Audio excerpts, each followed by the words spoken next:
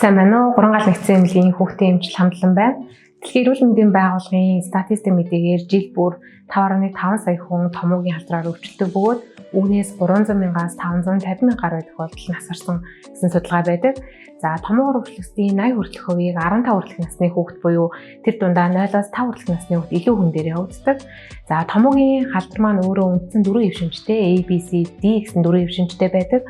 За үүнээс томоогийн А болон Б хүрээний вирус нь бол хүнд илүү хүнд явцтай, хоруу чанартай явагддаг.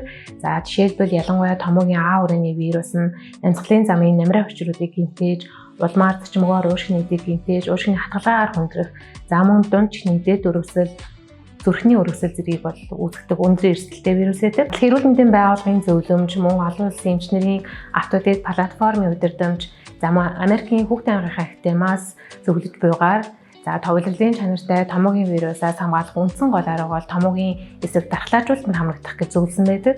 За үүнтэй холбоотойгоор гурван гал нэгдсэн эмнэлэг маань дэлхийн эрүүл мэндийн байгууллагын итгэмжлэл хүлээсэн бүгд найрамдах Солонгос улсын Green Cross компани GC Flu 4 цэнт вакциныг хийж эхэлсэн байгаа. За энэ вакцины гол давуу тал нь гэх юм бол томоогийн А болон Б хүрээний энэ жилийн хувьд хамгийн өндөр идэвхжил өндөртэй байх 4 хэв шинжийг агуулснараа томоогийн эрсдлээс урьдчилан сэргийлэх, мөн түүний хүндрэлээс бүрэн хамгаалах боломжтой юм аа.